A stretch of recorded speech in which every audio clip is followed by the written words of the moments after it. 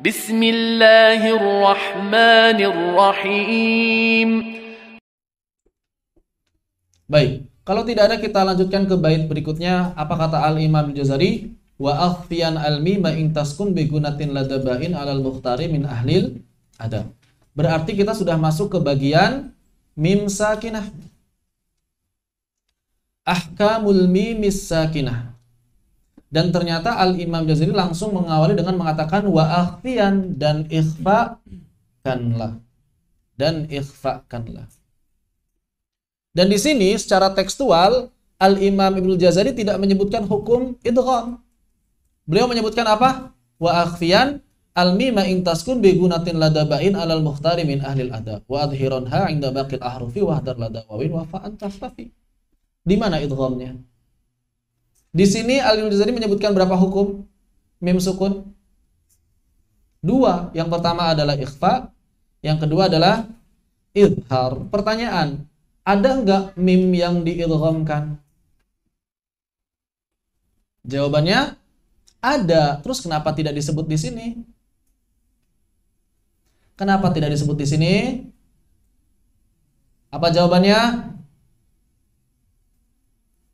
Apa jawabannya?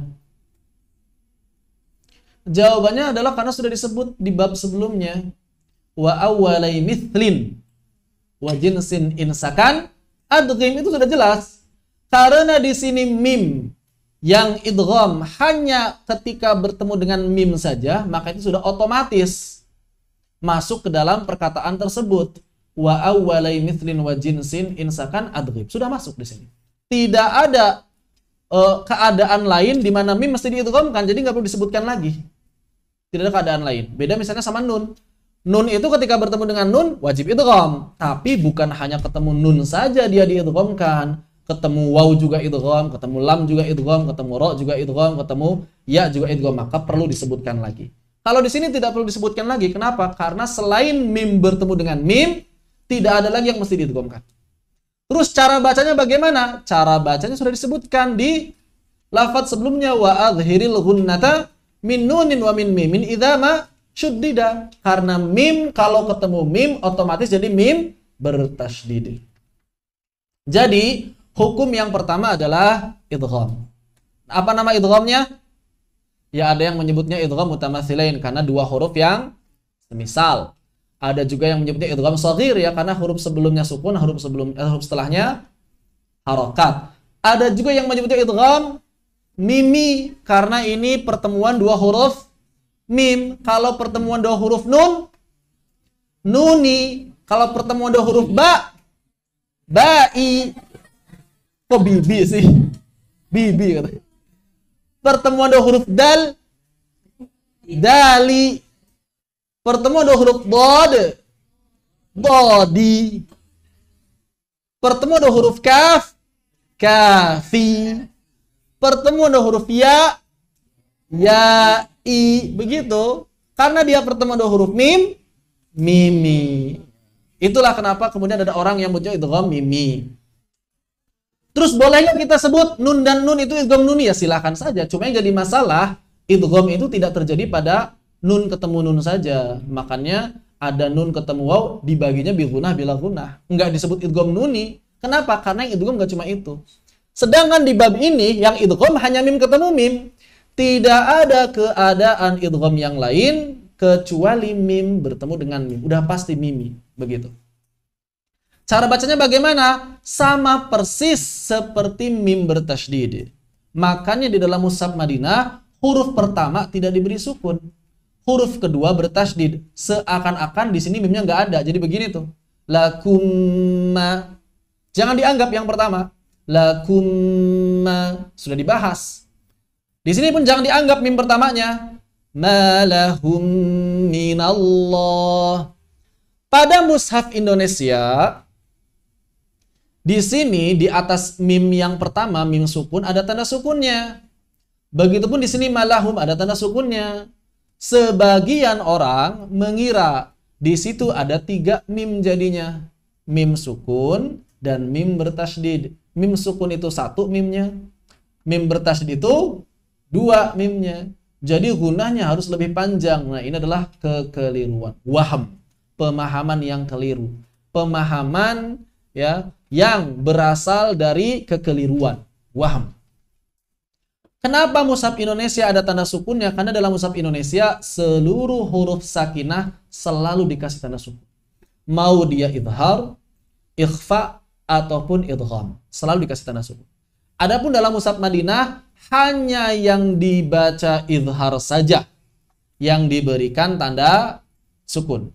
Adapun yang tidak idhar maka tidak diberi tanda sukun. Yang idgham diberi tanda apa? Diberi tanda tasydid pada huruf mim berikutnya. Selalu ada tanda tasydid untuk menyatakan idgham dan tidak ada tanda sukun pada huruf pertama. Ini adalah kaidah penulisan dalam standar dhabat Madinah atau dhabat Hijaz atau dhabat Masyriqi. Tidak ada huruf sukun pada huruf pertama. Tidak ada tanda sukun pada huruf pertama. Tandanya apa? Tasydid. Berasal dari kepala huruf shin. Syiddah. Begitu. Cara bacanya sama persis dengan mim yang bertasydid. Lakumma. Silakan.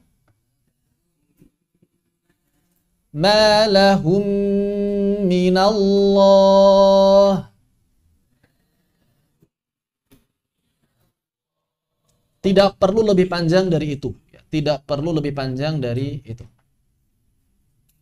Beberapa kekeliruan saat membaca idgham mimi. Yang pertama adalah tidak menyempurnakan gunnah. Maksudnya apa? Buru-buru. Walaupun ada sebagian ulama yang menyebutkan boleh dibaca sebagaimana tasydid biasa. Lakumma ma lahum minallah.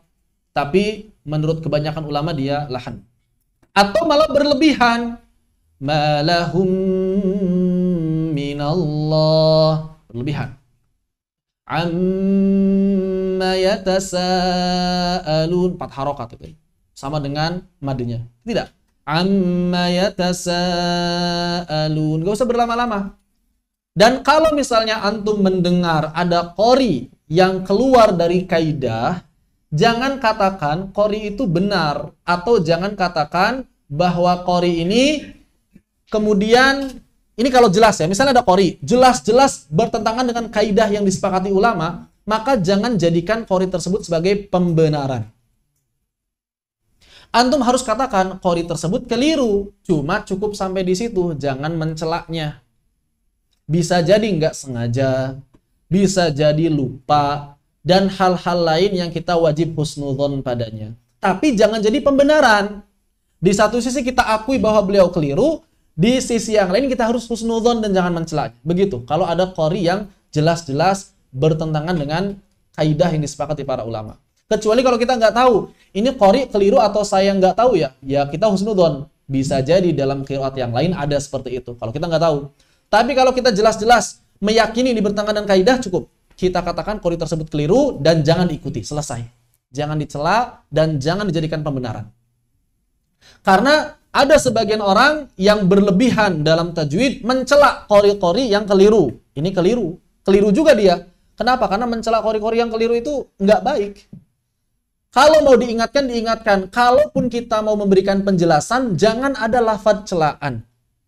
Kita katakan qori tersebut keliru, jangan ditambah-tambah hal-hal yang lain. Oh, qori ini nggak belajar, qori ini jangan. Kita cukup katakan qori tersebut keliru, selesai. Bahkan kalau bisa jangan disebutkan namanya. Kecuali kalau memang udah tersebar, ya bahayanya besar. Orang-orang menjadikan hal tersebut sebagai dalil, maka boleh disebutkan namanya, tapi jangan dicela. Ada lagi orang yang terlalu husnudzon sama para qori. Akhirnya qori baca apapun diikuti. Ini keliru juga. Kekeliruan itu tidak boleh diikuti. Kekeliruan orang lain itu jangan diikuti. Begitu. Ada sebagian orang malah menjadikan dalil. Bukan hanya diikuti, tapi jadi dalil. Saya dengar qori ini begini kok. Ya jangan diikuti kalau keliru. Begitu ya. Jangan diikuti kalau keliru. Ada sebagian orang biasanya yang taklid ya. Yang taklid irama pada qori ini harus persis. Naiknya di situ, panjangnya harus sekian, harus persis. Padahal kalau qori tersebut keliru, maka jangan diikuti irama. Iramanya boleh diikuti, tapi apa yang kelirunya jangan diikuti. Apa yang kelirunya jangan diikuti. Seperti itu. Ya.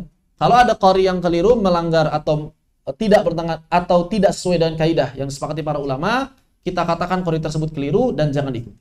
Tidak perlu mencelanya. Atau malah mengidharkan bacaan, memberikan jeda. Lakum ma lahum minallah, ini juga tidak tepat. Atau yang sering terjadi isba' harakat, memanjangkan huruf berharokat sebelum mim.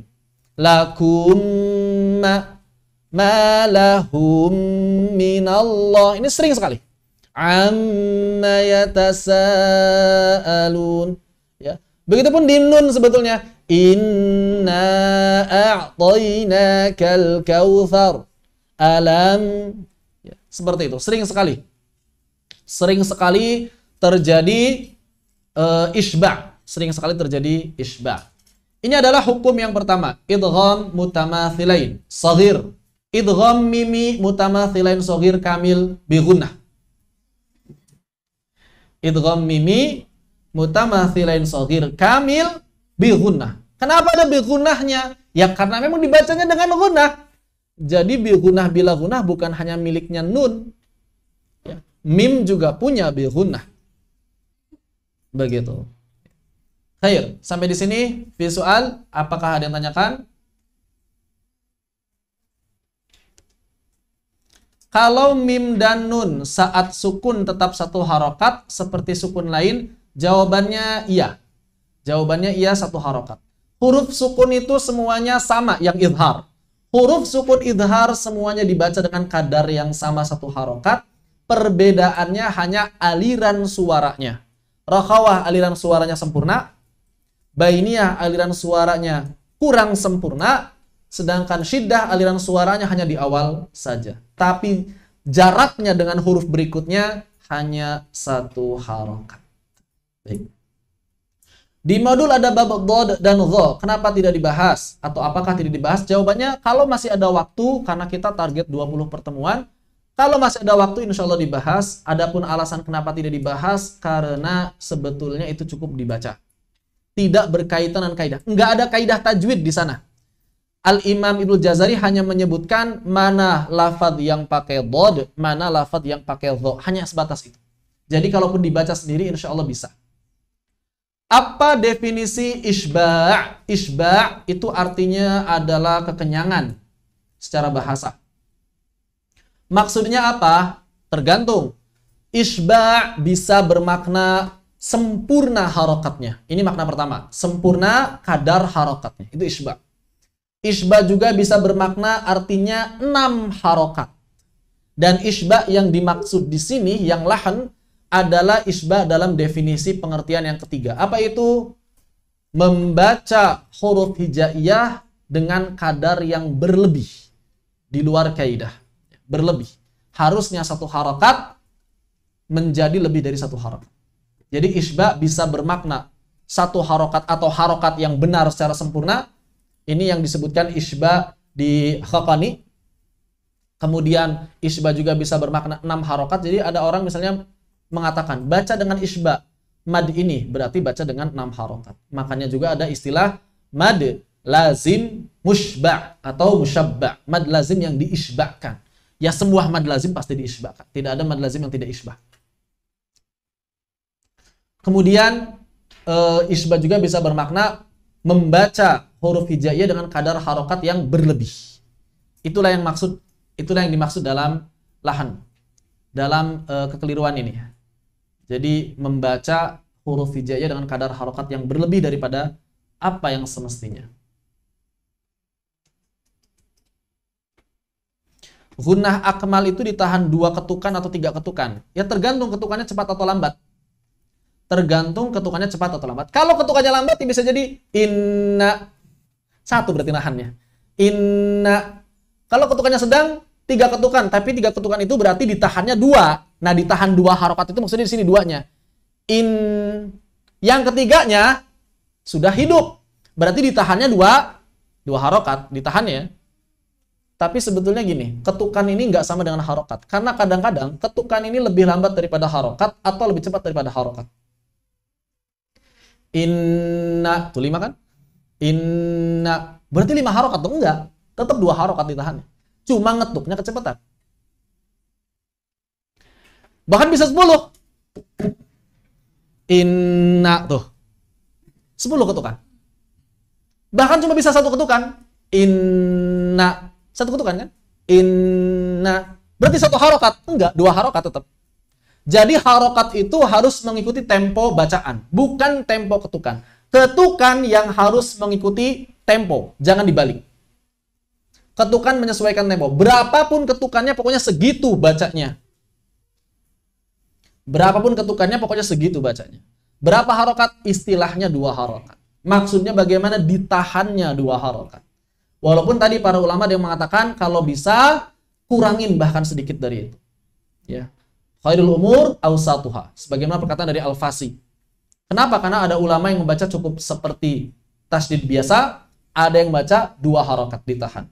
Yang pasti jangan pernah baca lebih dari 2 harokat ditahan. Begitu. Allahu ta'ala a'lam. Ada lagi tanyakan berkaitan dengan idgham mimi. Dipahami dengan jelas? Tafadhal ya Ustaz Arif. Boleh diafwankan, Ustaz.